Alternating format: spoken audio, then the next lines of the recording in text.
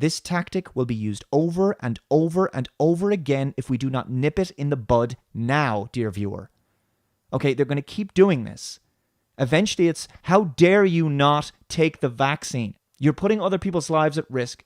That's the way it's going to go. Where is your digital immunity certificate? All right?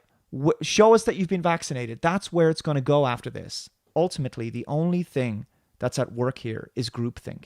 The absolute trust and blind faith in institutions. Because in a world where transcendent spirituality is in short supply, human beings will find anything to put their trust in. So-called expert talking heads, the media, government officials. People want to put their trust in something. They ultimately want to believe. And you've probably noticed that when you challenge these people on their belief, they become agitated, stressed, confused, and angry.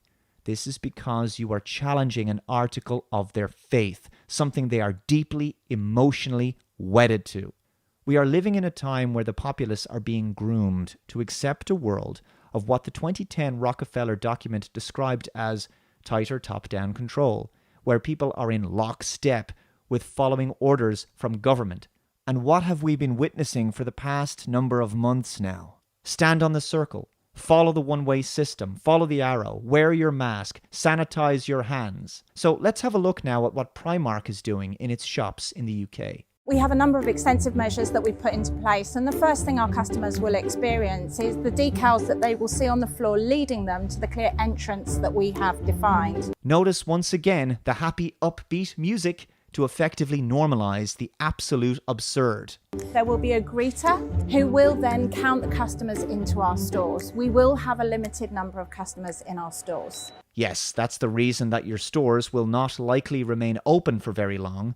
Just like with the ridiculous social distancing rules for pubs, these policies will ultimately make such businesses unworkable and unpleasant for people to be in. And because these businesses will begin to attract a lot less footfall, they simply won't be able to generate the kind of profits that they once did. So people can't just casually enter stores like they used to do.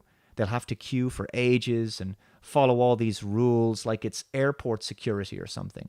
This is not conducive to casual, relaxed, fun retail shopping. People won't enjoy this. They will be asked to sanitize their hands, and there are hand sanitizing contactless stations at the front of our store. Will they be asked or will it be mandatory? Because hand sanitizing is already mandatory in many shops as it is. They will have the opportunity to take a basket for their shopping, which will have been freshly sanitized and will be sanitized in between each customer use. This is insanity. This is mass hysteria.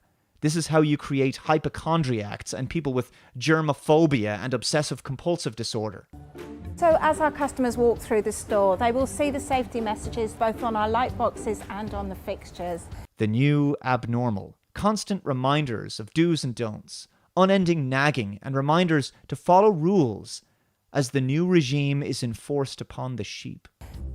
Enhanced cleaning is being managed throughout the store, but with a particular focus on touch points.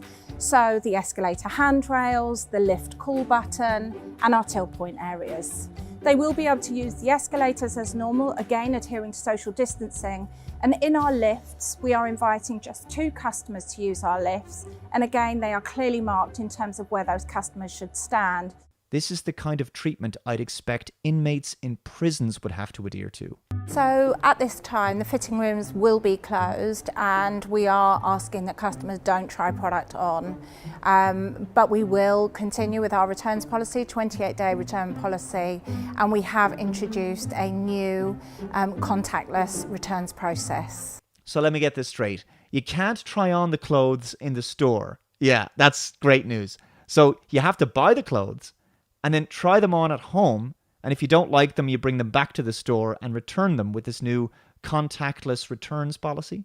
So the customer will be the only person who handles that return product, and they will be asked to leave it on a rail, and that product will then be removed from the shop floor and held until we can return it to the sales floor. Look, this is so insane. And I cannot understand how businesses aren't getting this, okay? No one is going to enjoy this shopping experience. This is demoralizing, and obviously by placing limits on the number of customers in your store, it won't be long until your stores will go out of business. Just like with pubs and restaurants, the rules are coming from the government, and the government is taking its cues from the nefarious actors behind this crisis who want to bring about a new world order. Part of that new world order is that retail ends and that people spend more time in front of computers at home. These businesses and stores will go under and people will just shop online. Now, this is exactly the world the oligarchs want because it means no more cash. It's all about cashless society, and it keeps people in their homes, isolated and alone, and therefore easier to control. All right? So people aren't being social anymore because the new norm is to make all public spaces in towns and cities unpleasant places to be. Too many rules, too many signs, too much surveillance. It's all dehumanizing, and there's very little social trust. No one will be happy in this new world because it's a world of paranoia and of fear, and a world without freedom and empathy. And that's what masks do to people. They rob them of their individuality and identity. I think this is how the transhuman era begins. It starts when the populace no longer visually see themselves or each other in a natural or human way. All social interactions are controlled and mediated via social distancing in public locations. The wearing of masks plays an important role in dehumanizing our faces, preventing people from empathizing with each other because our emotions cannot be seen because our facial expressions are blocked. This lowers empathy levels, social trust, and makes people nothing but anonymous sheep with no individuality or identity of their own. With social trust at an all-time low and germophobia and paranoia so high, isolation, loneliness, and depression rates will likely skyrocket. Mask adoption is now accelerating at an alarming rate. Humanity is under a spell, and a very insidious and disturbing social engineering experiment is now underway. Compulsory masks are a soft test for compulsory vaccines. If you no longer have bodily autonomy, my body, my choice, and you can be coerced into wearing a mask against your will, then by the same logic, on what grounds can you refuse a mandatory vaccine? If it gets to a stage where you can't get on public transport or go to a shop without first being able to prove that you've been vaccinated with your digital immunity ID or whatever. So we're at a point now where people are literally obeying everything and anything the government, health organizations, and so-called experts tell them to do. The compliance and the acceptance of propaganda messaging is shocking. This is now a world of slaves and a subjugated people, unless they wake up soon and realize, yeah, guys, we have to admit it, okay? Going beyond your front door is sometimes dangerous, okay? Life carries danger. There's risk. You have to accept that, okay? And you accept that and you have freedom. If you believe you should be wrapped in bubble wrap for the rest of your life, okay, so that mommy and daddy government can rule your life and keep you safe, quote unquote, okay, you will never be free.